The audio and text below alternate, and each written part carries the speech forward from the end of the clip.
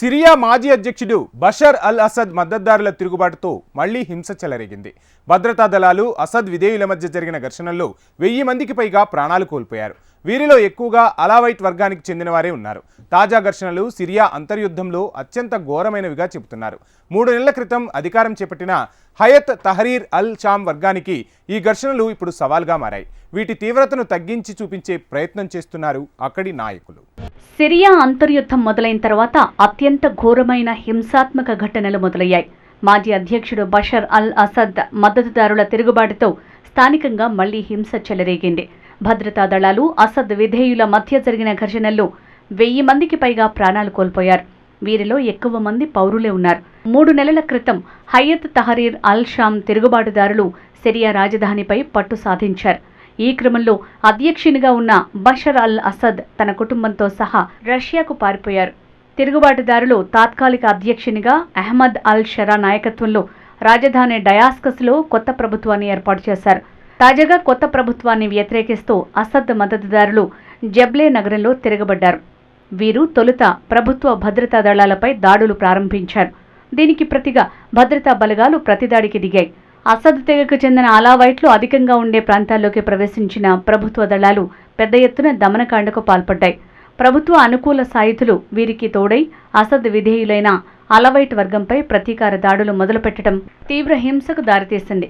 ఈ క్రమంలో వారి ఇళ్లకు నిప్పంటించడంతో ఘర్షణలు పెద్దవయ్యాయి. ఇప్పటి వరకు ఈ ఘర్షణల్లో 1000 మందికి పైగా మృతి చెందారు. వారిలో 745 మంది సాధారణ పౌరులు ఉండగా 125 మంది భద్రతా బలగాలు, 148 మంది అసద్ మద్దతుదారులున్నారు. బనియాస్ పట్టణంలో జరిగిన ఘర్షణల్లో అనేక మంది ప్రాణాలు కోల్పోయారు. వీధులు, భవనాలపైన మృతదేహాలు పడి ఉన్నాయి. వాటిని తీసుకునేందుకు కూడా ఎవ్వరూ సాహసం చేయటం లేదు. అంత్యక్రియలకు తరలించకుండా సాయుధులు అడ్డుకున్నారని మృతుల బంధువులు ఆవేదన వ్యక్తం చేశారు. అసద్ మద్దతుదారుల దాడులకు తీవ్రంగా ప్రతిస్పందిస్తున్నామని ప్రభుత్వం వెల్లడించింది. సిరియాలో కొనసాగుతున్న హింసలో అలవైట్ల పేరు ప్రధానంగా వినిపిస్తోంది. లటాకియా ప్రావిన్స్లో 162 మంది అలవైట్లను సిరియా భద్రతా బలగాలు ఊరితీశాయి. ఘర్షణల్లో మరణించిన వారిలో వీరే అధికంగా ఉన్నారు.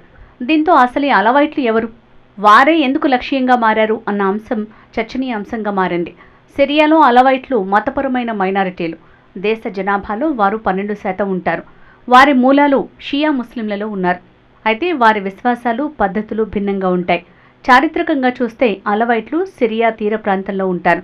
అది లటాకియా, టార్టస్లలో అధికంగా ఉంటారు. మాజీ అధ్యక్షుడు బషర్ అల్ అసద్ అలావైట్ వర్గానికి చెందినవాడే. గత డిసెంబర్ దాకా సిరియాలో అలవైట్ వర్గం వారిదే ఆధిపత్యం. అసద్ పాలనలో అలవైట్లు కీలక స్థానాల్లో కొనసాగారు. సైన్యంలో, ప్రభుత్వంలో వారిదే పైచేయి. అసద్ దేశం వదిలి పారిపోవడంతో ప్రస్తుత పాలకులకు విధేయులైన కొందరు సున్నీ వర్గీయులు అలవైట్లపై ప్రతీకార దాడులకు దిగుతున్నారు. దీంతో సిరియాలో వర్గాల మధ్య పోరు తీవ్రమైంది. ఇది సున్నీ వర్గానికి చెందిన హయత్ తహరీర్ అల్ షామ్ అథారిటీకి సవాల్ విసురుతోంది. దశాబ్దాలుగా అసద్కు వెన్నుదన్నుగా నిలిచిన అలవైట్లు ఇప్పుడు దారుణ పరిస్థితులను ఎదుర్కొంటున్నారు. అలవైట్ల గ్రామాల్లో భయం గొలిపే పరిస్థితులు కనిపిస్తున్నాయని ప్రత్యక్ష సాక్షి తెలిపారు. గ్రామస్తులను సాయుధులు ఊచకోత కోస్తున్నారని వివరించారు. ఎక్కువగా పురుషులను లక్ష్యంగా చేసుకుంటున్నారని వెల్లడించారు. వీధుల్లో, ఇళ్లలో వారిని చంపేస్తున్నారని వివరించారు. దీంతో 1000 మంది అలవైట్లు సమీపంలోని పర్వత ప్రాంతాలకు పారిపోతున్నారు. పశ్చిమాసియాలోని సిరియాను బషర్ అల్ అసద్ దాదాపు 2.5 దశాబ్దాలు సిరియాను పాలించారు. గత 15 ఏళ్లుగా అంతర్యుద్ధం కొనసాగుతోంది. అమెరికా, రష్యా, ఇరాన్, తుర్కియే ఇలా పలు దేశాలు ప్రత్యక్షంగానూ పరోక్షంగానూ ఈ అంతర్యుద్ధంలో కీలక పాత్ర పోషించాయి. సిరియాలో Hayat Tahrir al Sham, HTS, Syria National Army, హెచ్ఎన్ఏతో సహా అనేక తిరుగుబాటు దళాలు బషర్ ప్రభుత్వానికి వ్యతిరేకంగా పోరు కొనసాగించాయి. దేశంలోని అనేక ప్రాంతాలు తిరుగుబాటు వర్గాల చేతిలోనే ఉండేది. అద్లిబ్, అలెప్పీ నగరాలపై పట్టున్న గతేడాది డిసెంబర్లోనే రాజధాని డమాస్కస్ మీద తిరుగుబాటు వర్గం పూర్తి పట్టు సాధించింది. అసద్ అధికారాన్ని కోల్పోతారని, డమాస్కస్ వారి హస్తగతమవుతుందని ఎవ్వరూ ఊహించలేదు. అసద్ అనూహ్యంగా దేశం విడిచి పారిపోవటం దేశ చరిత్రలోనే ఇది కీలక మలుపు. దీంతో అప్పట్లో మెజారిటీ ప్రజలు సంబరాలు చేసుకుంటున్నారు. అదే సమయంలో సిరియా భవిష్యత్తుపైన ఆందోళనలు వ్యక్తమయ్యాయి. సిరియా మీద పట్టు సాధించిన హయత్ తహరీర్ అల్ షామ్ గత చరిత్ర ఏమంత గొప్పది కాదు. తాము ఆక్రమించిన ప్రాంతాల్లో ఇస్లామిక్ చట్టాలనే అమలు చేస్తోంది. దీంతో అమెరికా సహా అనేక పశ్చిమ దేశాల ప్రభుత్వాలు హెచ్టిఎస్ను ఉగ్రవాద సంస్థగా ప్రకటించాయి. అలెప్పీ, హమా, హోమ్స్, డమాస్కస్ నగరాల్ని హెచ్టీఎస్ చేజిక్కించుకున్న దక్షిణ సిరియాలో పరిస్థితి భిన్నంగా ఉంది. ఇక్కడ స్థానిక తిరుగుబాటుదారులు చాలా ప్రాంతాలను ఆక్రమించుకున్నారు. సిరియా జనాభా 2.32 కోట్లు కాగా అంతర్యుద్ధం కారణంగా వారిలో 54 లక్షల మంది ఇతర దేశాల్లో తలదాచుకుంటున్నారు. వీరిలో అత్యధికంగా 31 లక్షల మంది పొరుగు దేశం తుర్కియాలోనే ఉన్నారు.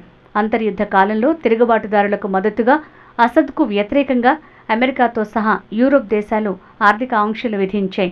రష్యా, ఇరాన్లు అసద్కు అండగా నిలిచాయి. సిరియాలో తాజాగా జరుగుతున్న ఘర్షణలు కొత్త పాలకులకు సవాల్గా మారాయి. అసద్ మద్దతుదారుల దాడుల్ని తక్కువ చేసి చూపించేందుకు వారు ప్రయత్నిస్తున్నారు. ఈ ఘర్షణలు స్థానికంగా జరిగేవిగా కొట్టిపారేస్తున్నారు. ముఖ్యంగా సున్నీలు, అలవైట్ల మధ్య ప్రతీకార హత్యలు జరుగుతున్నాయి. ఈ ఘర్షణల కారణంగా గతంలో అసద్కు గట్టి పట్టున్న లటాకియా ప్రాంతంలో విద్యుత్తు, తాగునీటి సరఫరా నిలిచిపోయింది.